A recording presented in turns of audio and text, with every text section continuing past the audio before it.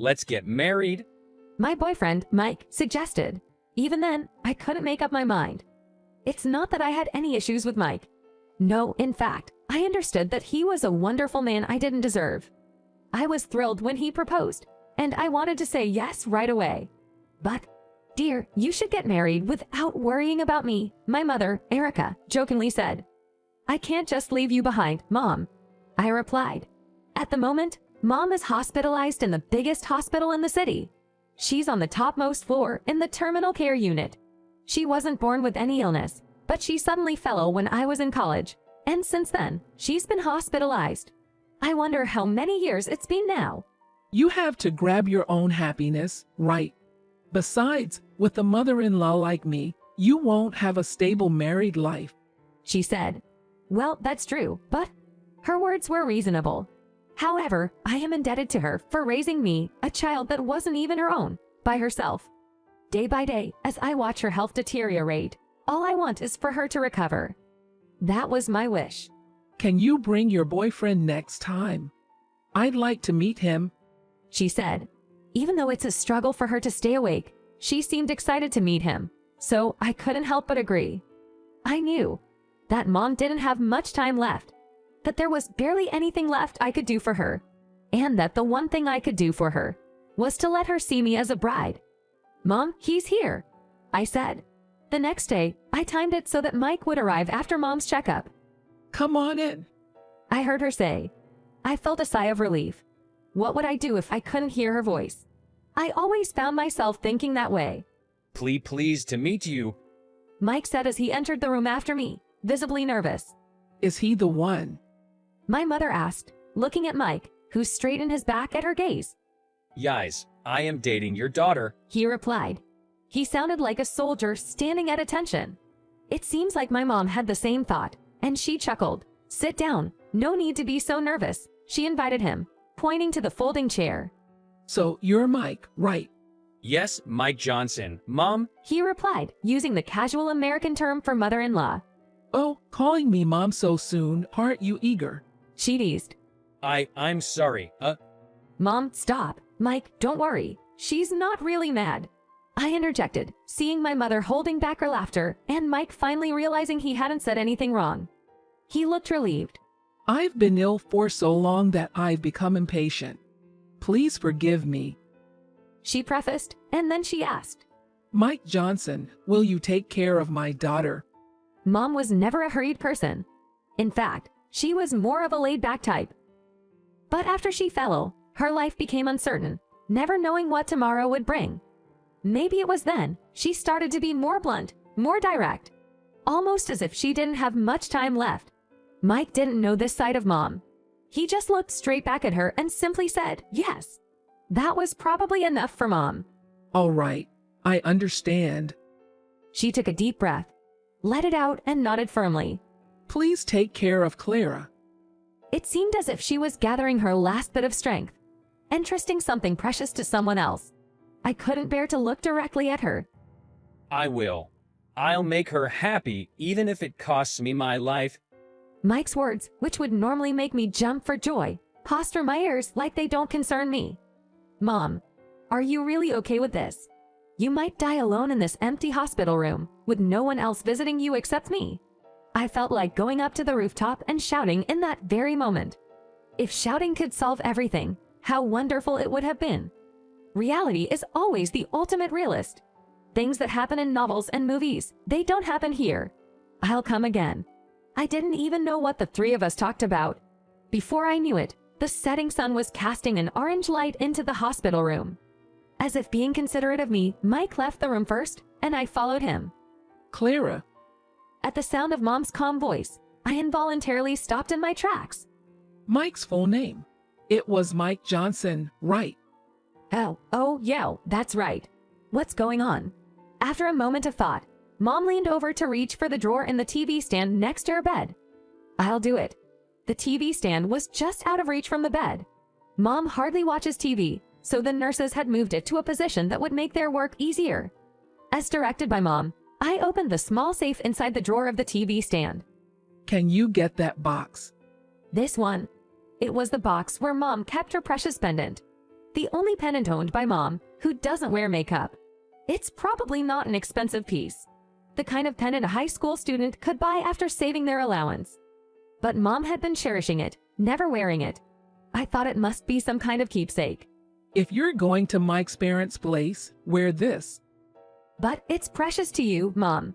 So, you see, My mother said, her smile light as a feather. that's why I want you to wear it. Because it's A pendant that brings good luck. Huh? I wonder if that's true. A week later, I was on my way to Mike's parents' home, Mike by my side. My mother's pendant was hanging around my neck. I felt shy about showing it to others, so I was careful to keep it hidden. In the end, spurred on by my mother, I decided to go and greet Mike's family. Marriage. The weight of this word was immense. Could I really be happy? No, the bigger question was, would Mike be accepted by his family? We'll be there soon. Said Mike, who was unusually quiet as he gripped the steering wheel, seemingly more nervous than usual. We were heading to a place on the outskirts, abundant with nature. A place where celebrities and wealthy folks built their vacation homes, a typical spot for the rich. It seemed that Mike's family lived in such a place. Hey, Mike, are you by any chance rich? Well, my family is. But I'm just a regular guy, a regular office worker. You know how I'm always saying I'm broke. I know all too well because you couldn't even pay for the cab fare and had to stay over.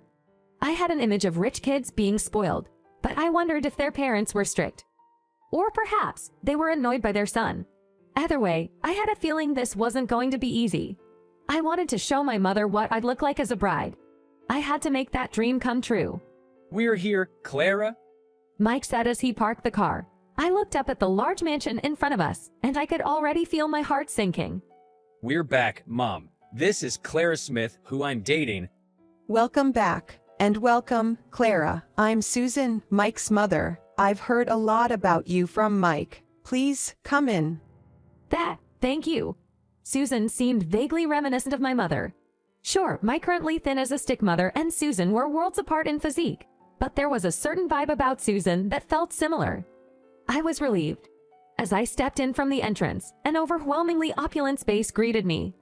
It was like a movie set, something I had only seen in films. But this was my boyfriend's family home. The signs of daily life scattered around spoke volumes that this wasn't a set. I was guided to the guest room. A fluffy sofa, clearly expensive carpet, and a large chandelier on the ceiling. The interior itself was so overwhelming it left me speechless. I'm sorry we couldn't offer much of a reception. Susan apologized. And no, not at all. It's already too amazing for me. Seeing my reaction, Susan chuckled. Her laughing figure was also somehow reminiscent of my mother. Sorry I'm late. I'm John, Mike's father. Please, make yourself comfortable. A man with a stern expression appeared from the back. It was Mike's father, John. My first impression was that he seemed quite sincere. Sorry for the sudden visit, Dad, Mom. Mike started, noticing my nervousness. After some casual conversation to lighten the mood, I've been thinking about marrying my girlfriend, he suddenly announced. It seemed that John and Susan had expected it. They looked at each other and nodded. We thought something was up when you, who never contacts us, suddenly came home. John remarked. Then he turned to me and asked. Clara, are you sure about Mike? His tone was gentle. From my interactions with Mike, I had learned the kind of people John and Susan were. They were genuinely caring people who loved their son. Yes, I choose Mike, but... The next words left my mouth without me even realizing it.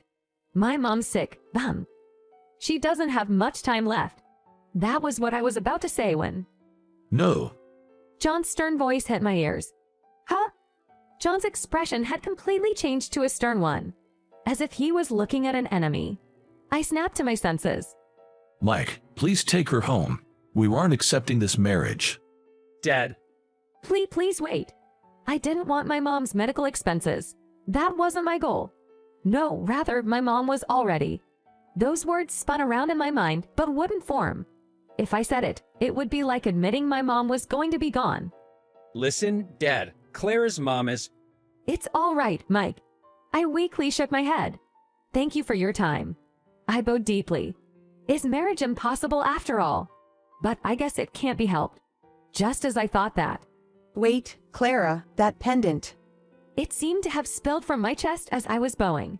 A simple pendant that was completely out of place in this luxurious house. I felt embarrassed and hurriedly tried to put away the pendant, but Could you please let us see it? Susan's voice was serious. I took off the pendant and presented it to Susan. Upon examining the pendant, Susan I thought so. let out a deep sigh. It seemed John felt the same. The fierceness from earlier was gone, and he was staring at the pendant with a serious expression. May we hold it? Nodding to John's inquiry, I looked on. He tenderly touched the pendant as if it were a priceless treasure, and then said, Thank you. By the way, Clara, "Oh, yes." I apologize for raising my voice earlier. May I ask, what was your mother's name? It's Erica Smith. Is that Erica, as in Erica spelled with the characters Grace, Village, and Beautiful? Yes, that's correct. What brought this on all of a sudden? Do you have a picture of her? I do.